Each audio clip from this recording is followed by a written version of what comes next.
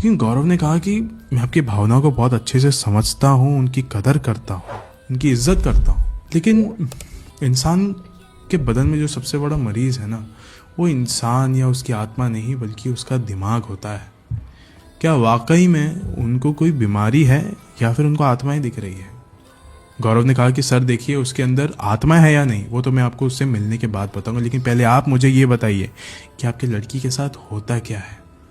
लड़की के पिता ने अभी उसको उसकी सारी कहानी बताई कि कुछ दिनों पहले तक सारी चीज़ें एकदम ठीक थी।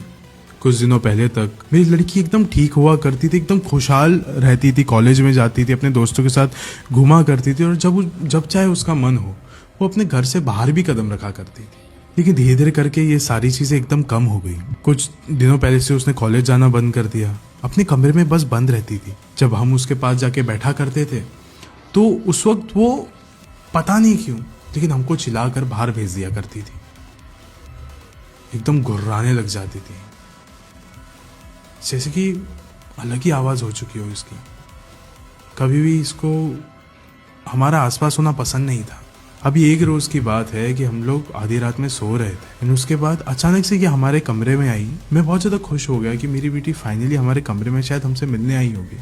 लेकिन मैंने उस रात के अंधेरे में देखा कि उसके हाथ में एक खंजर था। जल्दी से जाके मैंने छीन तो लिया, उसने कुछ किया नहीं, लेकिन मैं एक चीज़ समझ चुका था कि यह हमारी लड़ाई काफ़ी लंबी चलने वाली है। अब छोटी नहीं है ये लड़ाई, बहुत लंबी चलेगी। और उसके बाद चीज़ें बदलने लग गई। रोज़ अपने आप को मारना, दूसरों के ऊपर चिल्लाना, दूसरों पे चिल्लाना। अपने आप को जब वो मारती थी और अगर हम उसको रोकते थे तो वो और ज़ोर ज़ोर का चिल्लाती थी कि नहीं, मुझे अपने आप को और मारना है।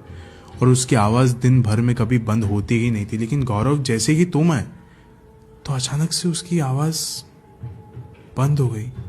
ये घर वापस से वैसा ही ठंडा हो गया, एकदम शांत हो गया ये घर। उसके पिता के इस बयान को सुनने के बाद गौरव, उसका कोई रिएक्शन नहीं था क्योंकि हर वक्त ऐसी बातें वो सुनता रहता था। उसके लिए कोई नई बात नहीं थी।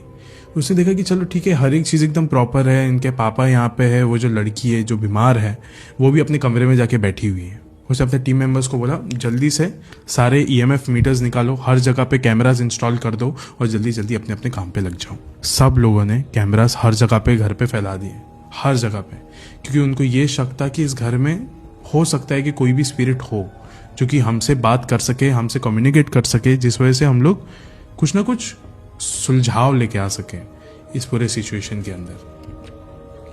कैमरास इंस्टॉल थे, ये लोग थोड़ी देर के लिए वहाँ पे रुके हुए थे। हमेशा किसी भी केस में आप जाओगे तो हमेशा आप एक चीज़ देखोगे कि कोई एक ही कैमरा रहेगा जिसके